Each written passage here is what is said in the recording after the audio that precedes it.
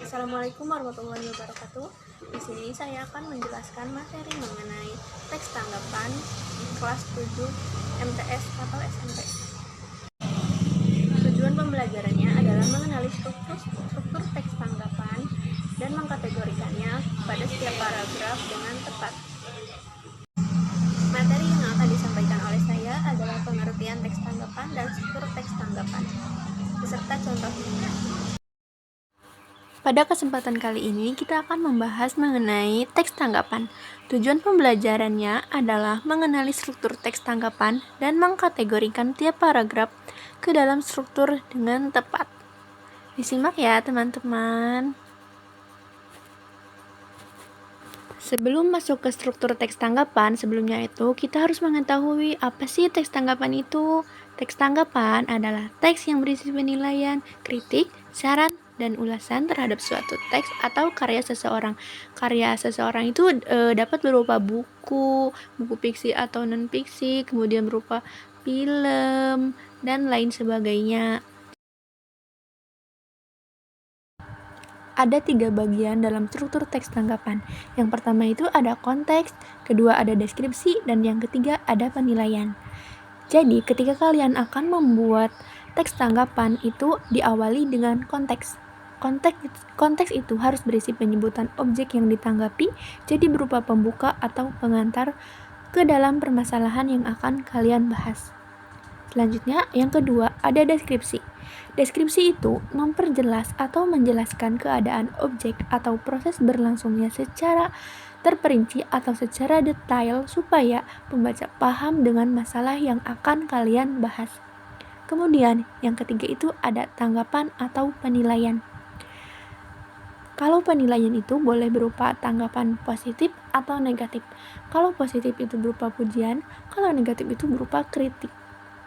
Jadi, ketika kalian akan membuat teks tanggapan itu, tidak boleh langsung memberi penilaian atau tanggapan, tetapi diawali dulu dengan konteks, lalu jelaskan melalui deskripsi, baru memberi penilaian. Perhatikan teks berikut ini ya, teman-teman.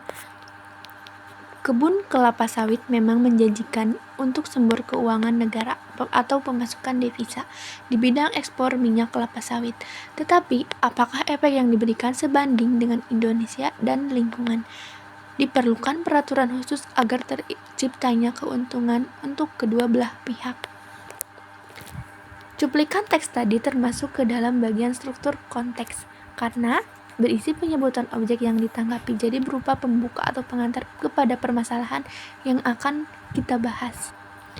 Kemudian ada teks kebakaran hutan menjadi fenomena yang tidak bisa dihindari ketika musim kemarau datang, terutama di Pulau Sumatera dan Kalimantan, bahkan sampai menimbulkan bencana kabut asap yang bisa sampai ke negara lain. Dampak dari pencemaran dan kerusakan lingkungan akibat kebakaran hutan sudah tidak bisa dihitung lagi. Di sisi lain, perluasan perkebunan kelapa sawit membuat lapangan pekerjaan makin luas, tetapi keduanya tidak bisa berjalan secara berkesinambungan dan menciptakan keuntungan kedua belah pihak. Penyelidikan mengenai satu di antara faktor kebakaran hutan adalah membakar lahan secara langsung oleh pemilik perusahaan sawit dengan tujuan pembukaan lahan baru. Peran pemerintah pun dipertanyakan oleh berbagai pihak sampai dunia internasional mengenai kebijakan pemerintah kepada usaha perkebunan sawit dan eksplorasi hutan di Indonesia. Nah, teks yang dua tadi itu termasuk ke dalam deskripsi teks karena memperjelas atau menjelaskan keadaan objek atau proses berlangsungnya secara terperinci dan detail. Jadi, setelah konteks itu ada deskripsi teks. Selanjutnya, diperlukannya peran dari pemerintah untuk membuat kebijakan yang bisa memberikan keuntungan bagi kedua pihak serta tidak menyebabkan kerugian bagi penduduk dan alam.